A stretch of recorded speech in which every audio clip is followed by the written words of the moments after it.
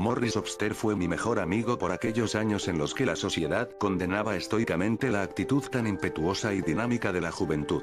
No puedo decir que éramos rebeldes, porque no era así. Simplemente, teníamos otras ideologías más profundas y el bello don de la curiosidad. Es que así éramos Morris y yo. Nos encantaba experimentar cosas nuevas como a cualquier joven de nuestra etapa.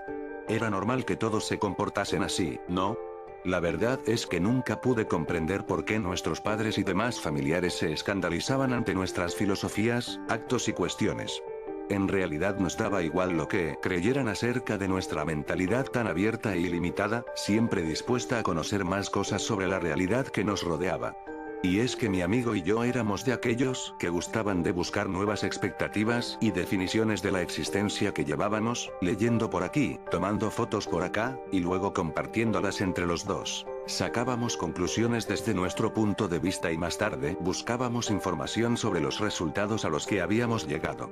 Definitivamente, no me puedo quejar de mi juventud, pues disfruté tanto como jamás lo he hecho. Si existía una palabra para definir la ideología de Obster, esa era extraordinaria. Ni yo poseía tal habilidad para concebir las costumbres cotidianas como un mero escudo ante lo desconocido, ante aquello que el ser humano siempre temió. Él mencionaba constantemente en sus pláticas que el hombre no tenía la más mínima idea de lo que había más allá de sus actos, y que siempre estaba buscando la forma de evadir su decadente e inevitable destino. Sencillamente, Morris era de aquellos jóvenes que, si se lo hubiera propuesto, habría llegado a la cima más encumbrada entre los sabios del mundo. Debo admitir que me sentía muy bien a su lado, pues era el único que lograba comprender mi concepción de la vida e incluso compartíamos puntos de vista iguales que, de no haber sido porque no compartíamos ningún parentesco familiar, podría haber jurado que ese chico era mi gemelo ideológico, por así decirlo. Sin embargo, el tiempo, maldito verdugo que inevitablemente te obliga a enlazarte con tu inverosímil destino, quiso que ambos nos separásemos y mi amigo se mudó junto con su familia a otra ciudad. Cuando él fue a comunicarme la desagradable noticia, no pude contener la agonía que estaba experimentando en mis adentros, y juntos nos despedimos con muchas lágrimas. Lo que más me dolió de aquel aviso fue que claramente sentí cómo se desgarraba una parte de mí, ser y era extraída por algún ser desconocido que deseaba ver mi sufrimiento.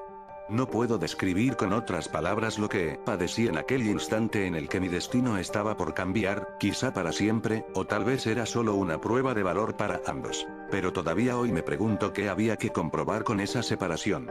Actualmente, mi ilimitada imaginación me permite hacer una especulación sobre aquella circunstancia que decidió todo por nosotros.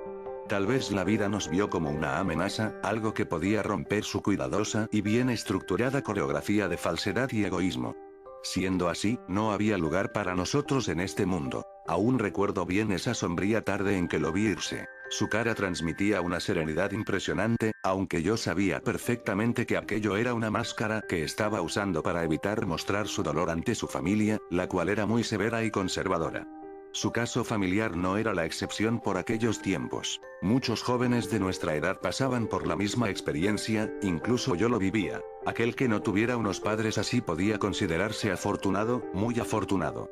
Tengo bien plasmada en mi memoria su cara al momento en que el carro encendió con todo aquel maletero encima, casi marcada a fuego su expresión. Me estaba comunicando con la mirada que ni la misma distancia nos separaría, y que algún día, en un futuro no muy lejano, volveríamos a vernos. Yo entendí su silencioso lenguaje, y con el mismo idioma le dije que así sería, y que tarde o temprano, estaríamos juntos de nuevo para descubrir más cosas. Las cosas continuaron su marcha normal, desde el punto de vista de la sociedad que me rodeaba, claro. Pero desde que Obster se fue, supe que mi vida, a pesar de su creciente monotonía, ya no sería la misma. Me resultaba imposible el concordar con los adultos, quienes aseguraban que las amistades de juventud eran fácilmente olvidadas, y los jóvenes de mi ciudad me daban los ánimos que necesitaba para afrontar a esa terrible ideología a la que llamaban madurez adulta. Qué grande fue mi alegría cuando recibí una carta de Morris. Recuerdo que mi padre acababa de llegar de su trabajo, y siempre tenía por costumbre revisar el buzón antes de llegar a casa. Escuché sus pasos subiendo las escaleras y supuse que pasaría de largo por mi cuarto sin saludarme, como siempre lo hacía. Me sorprendió sobremanera que tocara la puerta de mi habitación, pero después comprendí que solo lo había hecho porque entre las cartas que llegaron, había una para mí. Tengo que admitir que me extrañó demasiado que me enviaran algo, pero así era, mi padre me entregó el sobre y salió de mi cuarto. Me quedé observando la carta por un tiempo. Quien me la había escrito era Morris.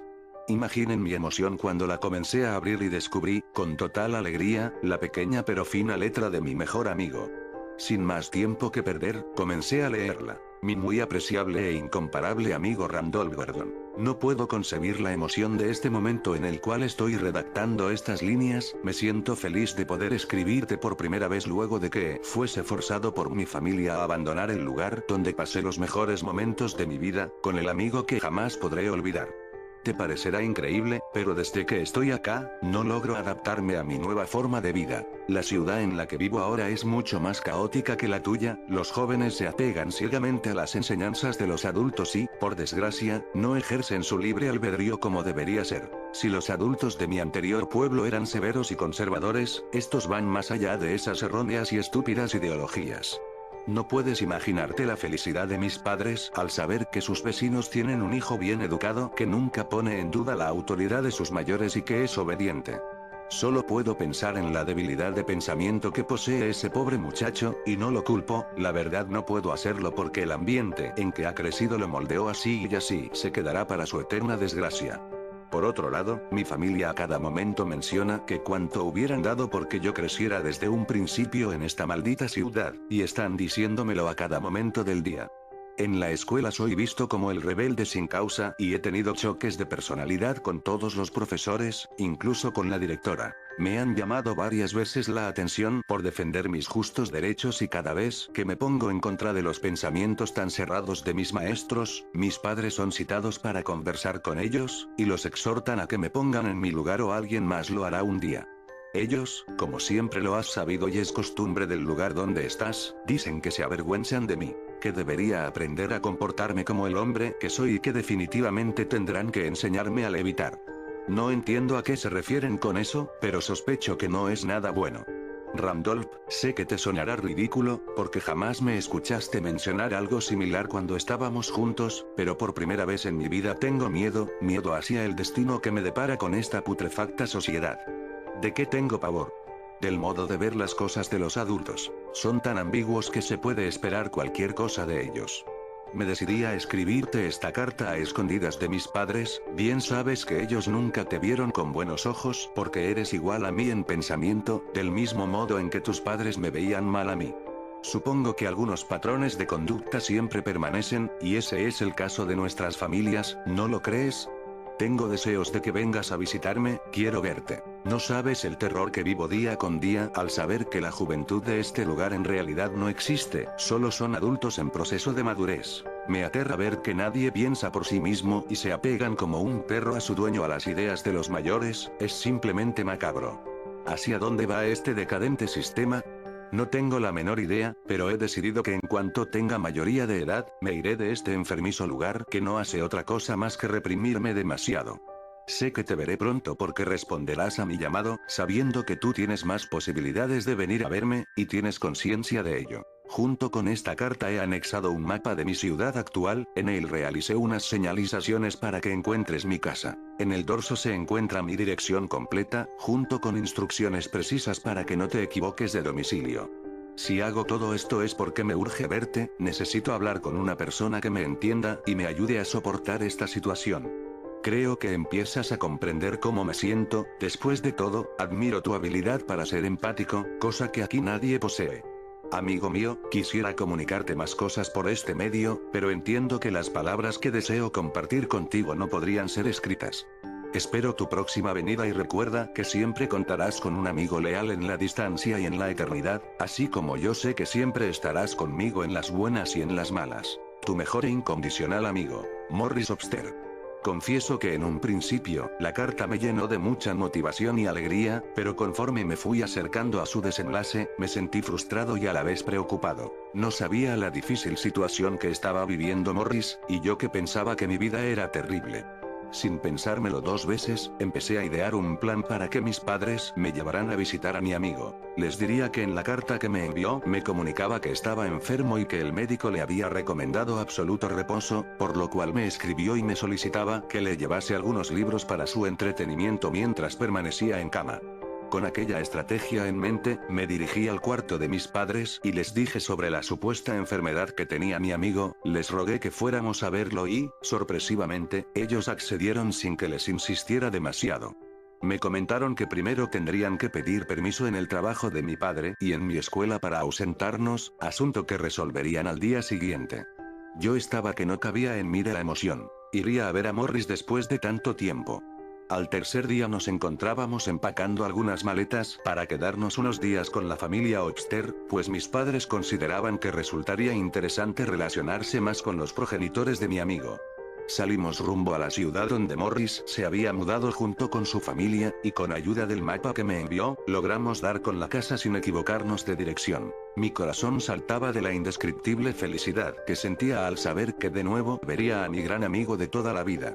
Me bajé del auto casi al mismo tiempo que mi padre se estacionaba, corrí hacia la puerta de entrada mientras gritaba el nombre de Morris.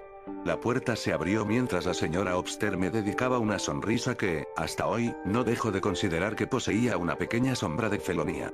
Pregunté por mi amigo, y con el tono más dulce e hipócrita que había escuchado jamás, su madre me contestó que él estaba en su habitación levitando. No sé por qué, pero en ese momento sentí una terrible punzada en el pecho, sobre todo porque Morris me había mencionado que esa palabra acrecentaba su temor con respecto a sus padres y la forma en que ellos la concebían. Le pregunté a la señora Obster en dónde estaba el cuarto de mi amigo. Ella seguía manteniendo su falsa sonrisa mientras señalaba hacia las escaleras que conducían al segundo piso, al tiempo que mencionaba que Morris había estado sumamente inquieto por mi llegada, y que ahora se pondría feliz de verme. No había acabado de darme la información cuando corrí con mucha rapidez mientras ascendía hacia la segunda planta de la casa.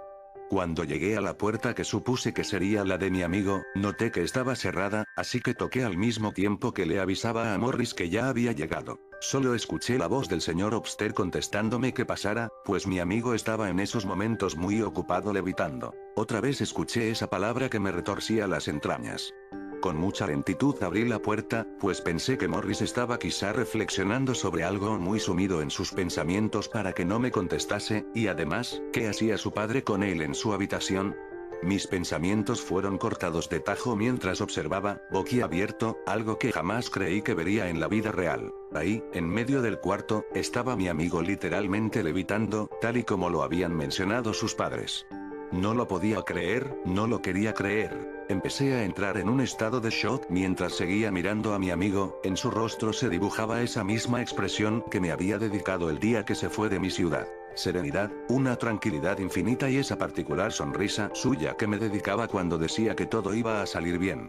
Continué viéndolo, realmente levitaba, pues sus pies no tocaban el suelo. Era increíble, pero cierto. Recuerdo que escuché decir a su padre que ahora Morris, gracias a la levitación, aprendería a comportarse como un joven de buenos modales y que sería un gran ejemplo para mí de ahora en adelante. La cara del señor Obster expresaba alegría y orgullo. No podría estar más feliz de su hijo. Desperté en el Hospital General de la ciudad, rodeado de las preocupantes miradas de mis padres. Me dijeron que me había desmayado por la emoción de volver a ver a mi amigo, pero sabía que decían eso para tranquilizarme.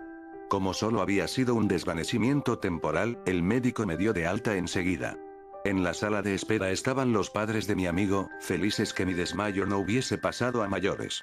Pregunté una y otra vez por Morris a sus progenitores, y ellos, con una gran sonrisa de satisfacción, solo se limitaban a decirme que ahora él era un chico muy educado y obediente, y que debería estar orgulloso por ser amigo de un muchacho así.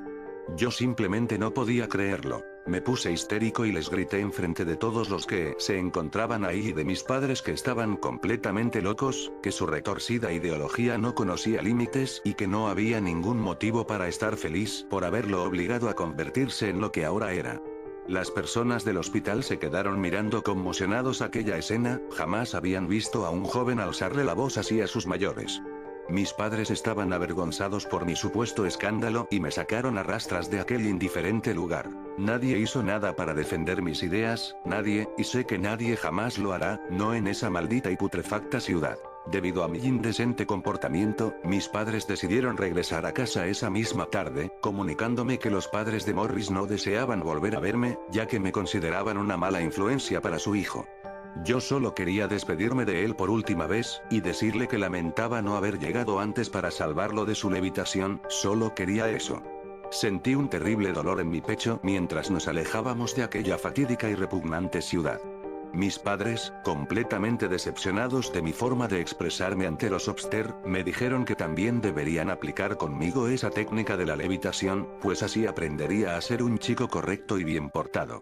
Recuerdo que en ese instante comencé a odiar enfermizamente a mis padres, tanto como aborrecía a los de mi mejor amigo. El tiempo, en su marcha incansable, hizo que ya no le diera motivos a mis padres para que cumplieran aquella terrible amenaza que tenía por objetivo despojarme de mis ideales. En cuanto cumplí la mayoría de edad, abandoné la casa porque no soportaba vivir con aquellos dos seres tan aborrecibles. Me mudé a un pequeño poblado, lejos de mi antiguo hogar. Puedo decir que ahora llevo una vida tranquila, pero no feliz. El recuerdo de la sorprendente levitación de mi amigo me persigue a todos lados.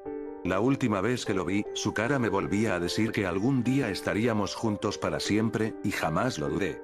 Creo en su palabra y siempre seguiré creyendo en ella, a pesar de que él ya no será nunca lo que alguna vez conocí. Pensándolo bien, yo tampoco quiero seguir siendo lo que soy ahora.